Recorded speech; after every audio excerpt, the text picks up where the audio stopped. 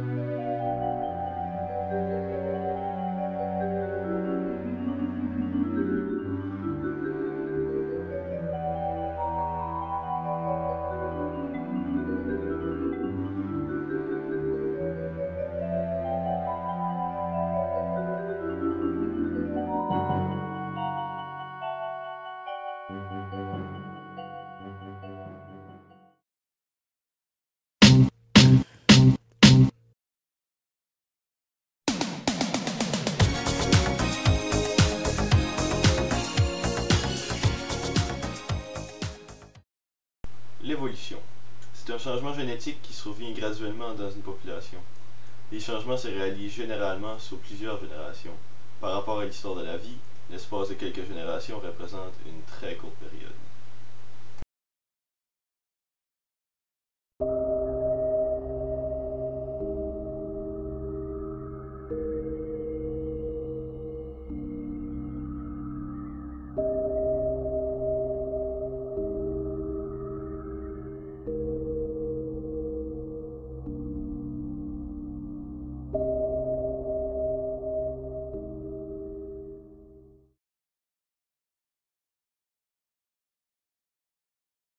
Une espèce est un groupe d'organismes qui se ressemblent et qui peuvent se reproduire entre eux. Et une population, c'est tous les organismes d'une même espèce qui vivent dans la même région. Concernant la surpopulation. Pour la plupart des espèces, la population est relativement stable, grâce à de nombreux facteurs. En voici quelques-uns. Les désastres naturels qui stabilisent une surpopulation, ou alors tout simplement un accouplement stable. Si par malheur il y a surpopulation, une compétition sera créée à l'intérieur de cette espèce, due au manque d'espace ou alors manque de nourriture. Il y aura des exemples comme celle des citrouilles qui sera vue plus tard dans la présentation.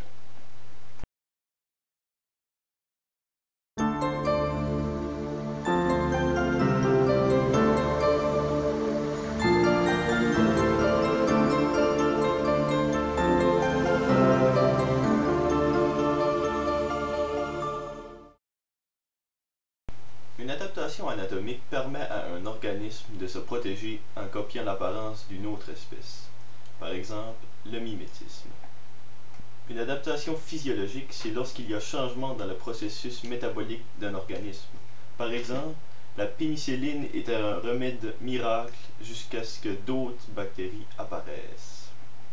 L'adaptation comportementale n'est pas nécessairement une adaptation au sens littéraire du mot, car ce sont des comportements qu'un organisme a d'inné en lui pour pouvoir survivre dans son milieu. Comme exemple, les comportements sexuels pour attirer les partenaires et se reproduire.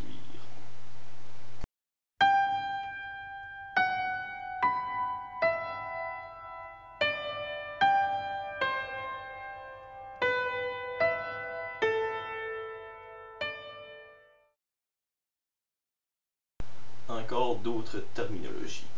Alors, la sélection artificielle, c'est une sélection qui est forcée pour améliorer une certaine espèce. Par exemple, en croisant certains pommiers résistants aux maladies à des pommiers très reproductifs, on obtient des pommiers qui sont à la fois productifs et résistants. La sélection naturelle. Nous allons en parler durant le reste de la présentation, mais pour l'instant, c'est une évolution qui se fait naturellement et qui se déroule sur plusieurs générations. Nous avons deux exemples. Premièrement, les phalènes de bouleau. Ces papillons sont devenus plus sombres car les arbres sur lesquels ils se posaient, les bouleaux, devenaient plus sombres dû à la pollution. C'était donc une forme de camouflage. Comme deuxième exemple, les bactéries exposées aux antibiotiques sont résistantes car ils ont créé de nouvelles souches qui résistent aux effets des antibiotiques. Nous allons élaborer plus profondément là-dessus durant le laboratoire sur la tuberculose.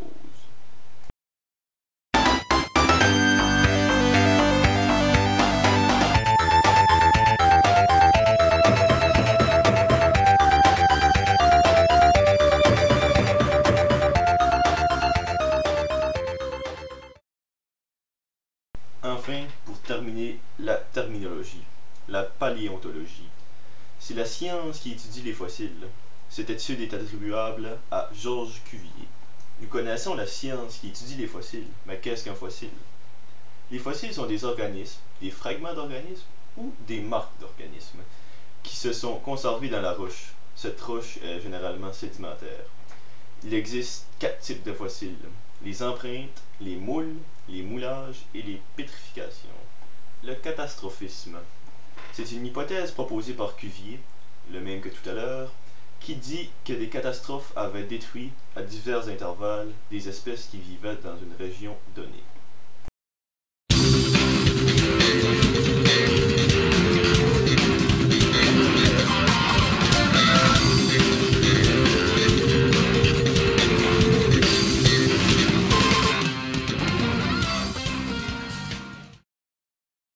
Jean-Baptiste de Lamarck. À partir de ses observations sur les variations individuelles au sein d'une même espèce, Lamarck en a simplement déduit que les individus s'adaptent à leur milieu.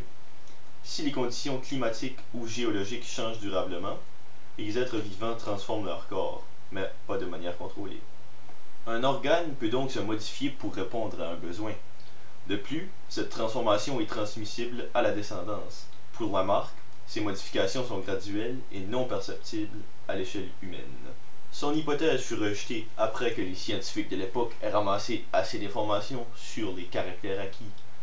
Son hypothèse fut rejetée en grande partie à cause de son opinion sur le cou des girafes, qui sera expliqué plus tard dans la présentation. Le vrai raisonnement sera expliqué évidemment et non celui de Lamarck. Les caractères acquis sont des caractères qui se sont développés en réaction au milieu et qui se sont transmis aux rejetons.